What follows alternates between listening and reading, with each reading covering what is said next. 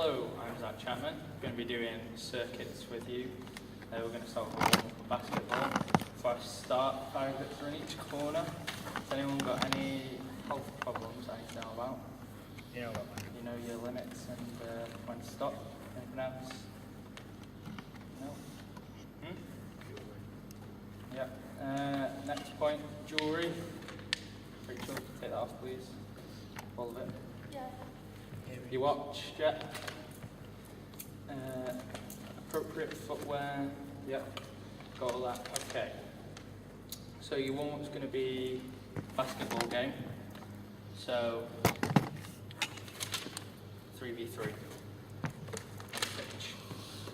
Stand up, please. That was the weakest I5 I've ever seen.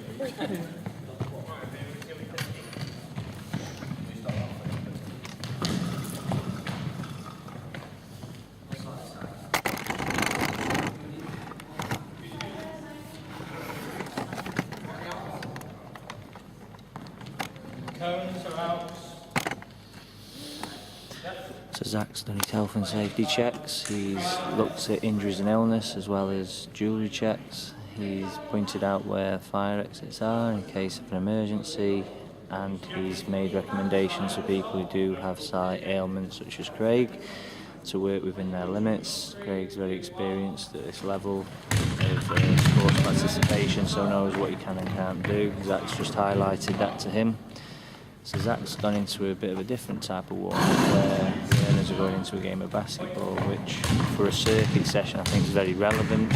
It's something completely different to what they would normally do as a warm-up, so it's showing that he's using his initiative. Basketball will enable all learners to move through all the range of motions that they're going to use whilst doing a circuit session. It's enjoyable. It's something that's relevant for this group in terms of everyone can participate. With regards to being public service relevant, obviously being a team sport, it makes it even more specific to the group's needs.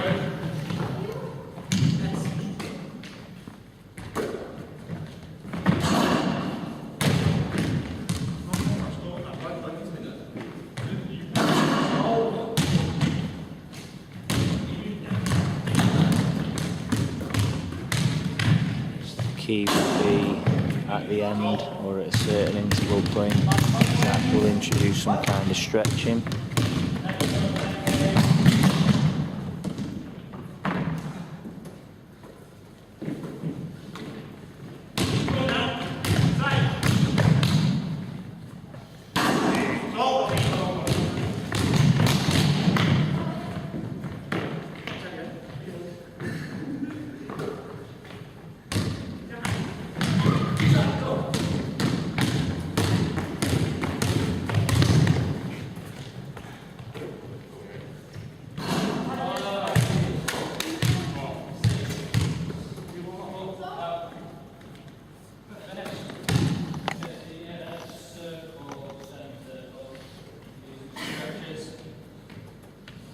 So he's gone into stretches now, which is good. So he's probably going to start at static stretches.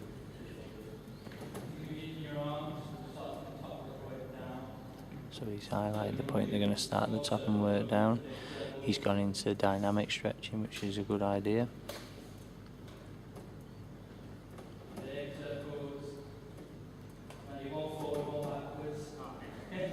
I'll slightly run into a bit of ballistic stretch.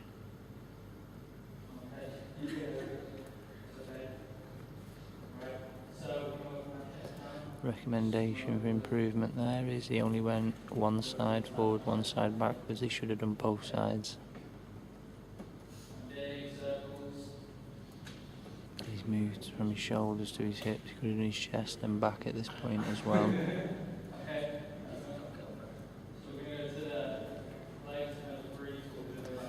Another recommendation when you're doing dynamic stretches, it's good to have a generic number that learners are aiming for. So every time you're doing a rotation or a movement, you say everything we're going to do, it's going to be 5, 6, 10s, etc. Just so everybody has a set amount that they're going to be completing.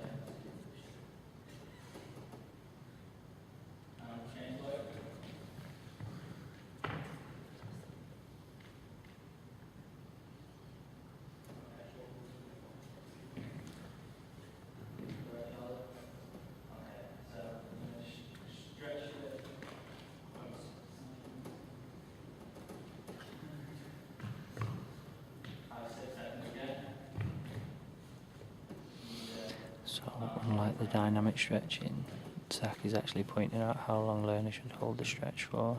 Maybe could be pointing out some health and safety elements that learners could consider here.